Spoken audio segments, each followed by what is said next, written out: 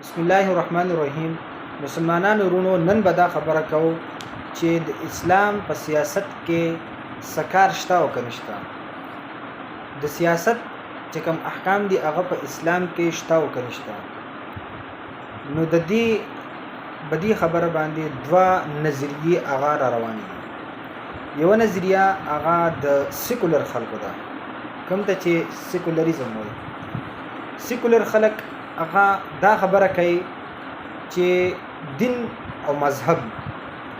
دا د انسانانو یو انفرادي شی دی، یو مخصوص عبادات دي، یو مخصوص رسومات دي انفرادي. د دین او د مذهب به د خلکو د انفرادي زندګۍ سره کار وي، د مجموعي زندګۍ د انسانانو سره به د مذهب او د دین سره کار نه وي. دا سیکولر خلک وایي. نو دغه خلکو د اسلام او زمون دا دین دای به نور غیر ادیانو باندې قیاس کو او دای وی چې د اسلام به هم په د انسانانو په مجموعي زندګۍ کې کوم ته چې هغه سیاست وایو، حکومت وایو، معیشت او عدالت، دا د انسان مجموعي زندګۍ ده، د ټولو انسانانو مشترکه هغه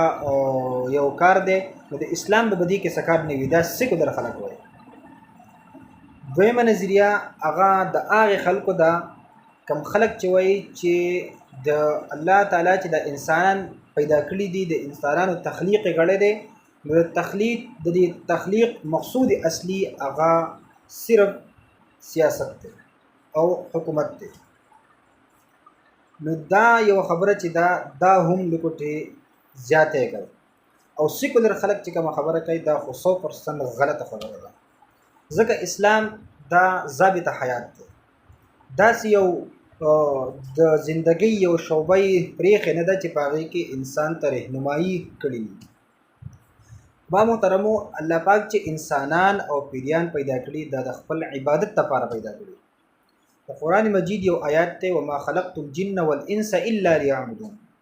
الله تعالی فرمایي چې ما انسانان او پیریان نه دي پیدا کړي مګر صرف د خپل عبادت لپاره. اوس که موږ وګورو نو عبادت دا په دو قسمه عبادت دی. یو عبادت دا بلا واسطه عبادت دی چې بدی کې سواسطه نشته، ډایرک عبادت دی. دویم هغه عبادت دی چې هغه بل واسطه عبادت دی، په یو واسطې سره عبادت دی. کوم چې بلا واسطه عبادت دی هغه مزد دی، روزه ده، زکات دی، حج دی. هغه ډایرک د انسان پای کې دنیاوي مقصد نه وي بلکې صرف د الله سبحانه و تعالی هغه رضا او عبادت مقصود وي.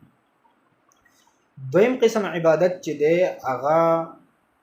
بل واسطه عبادت دی. یعنی مثلا ته یو کار کې ستا د انسان په هغې کې یو دنیاوي مقصد وي، یو دنیاوي نفع پکې وي، نو هغه کوي. لکه مثلا موږ به ووایو یو کس په لاره باندې روان دی او یو ګټ په لاره کې پروت دی، نو دا کس خو به ځان ته را ګټ د لاره صفا کوي، خو که دا نیت پکې وکړي چې یو بل انسان به راځي او به دې چېرته راتاو نه شي، نو زه یې درکړم، د انسان سره یو خیرخواهي وکړي د الله د رضا دپاره، نو دله الله پاک به دې باندې اجر ورکوي.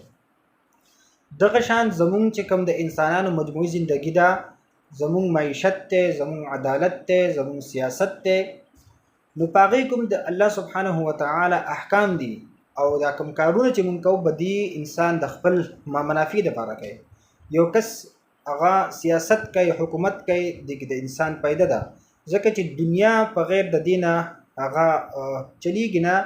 لازم به یو کس هغه به حاکم وي، نور خلک به محکومان وي، نو یو نظام به رواني. معیشت دا د انسان خپل یو پیدا ده، بدی کې د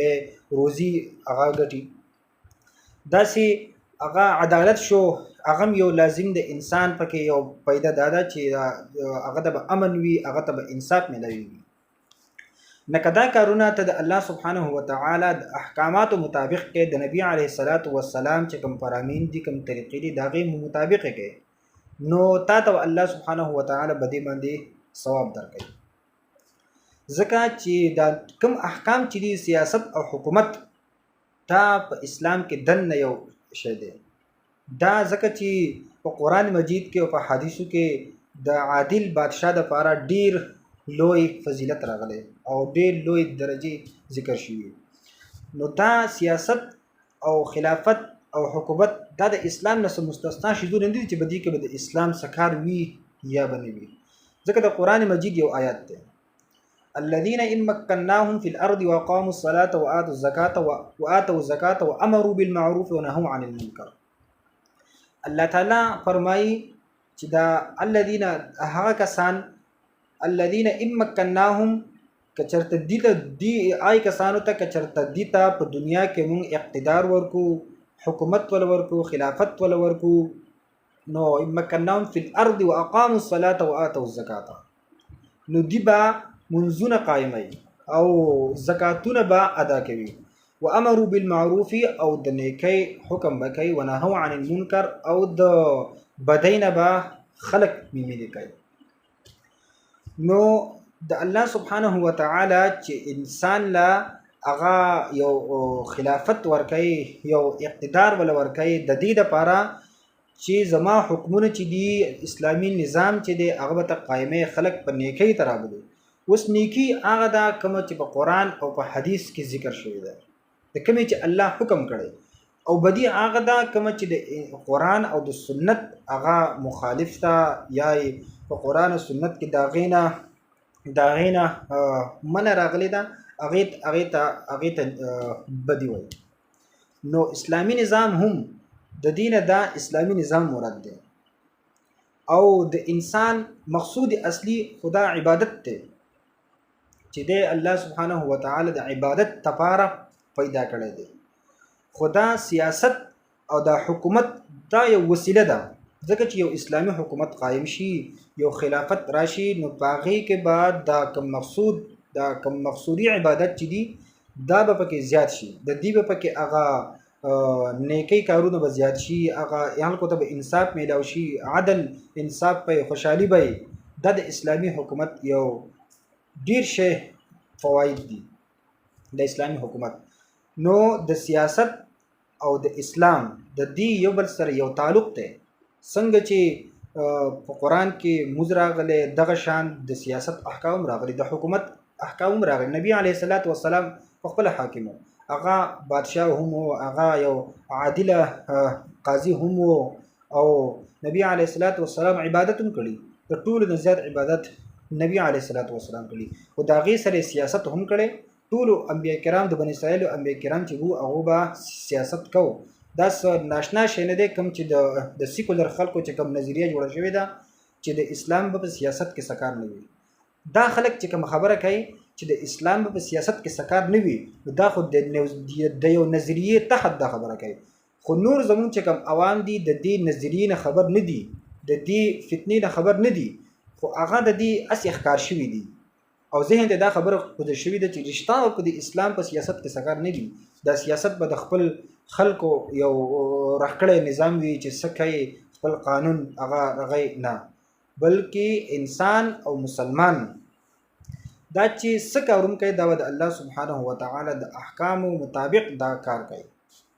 نو عرض می داو چې کوم خبرې نن چلیږي چې یا د اسلام په سیاست کې سکار دی یا د یو دیندارا یا د عالم په سیاست کې سکار دی نو دا خبره د مسلمانانو نه ده بلکې دا د هغه سیکولر خلکو خبره ده کوم چې زمون په عوامو او په ناپوه مسلمانانو کې خوره شوې ده او دومره خوره شوې ده چې د دین یو هغه رښتا خبر غونتر شوې ده چې او دا خبر رښتا چې د اسلام په سیاست کې سکار نشته بلکې اسلامی سیاست اسلامی خلافت دا چې انسان د سونه حقوق ورکړي سونه پیدي ورکړي سمره امن ورکړي د دې مشاهده تاسو په تاریخ کې هم کولای شي او په وسنی نظام چې زمون گاونډي افغانستان دی باغې کې هم تاسو د دې مشاهده کولای شي چې سمره امن ورکړي سمره خوشحالي ورکړي انسان ته مسلمان ته نو تاسو د دې سوچ نشئ کولای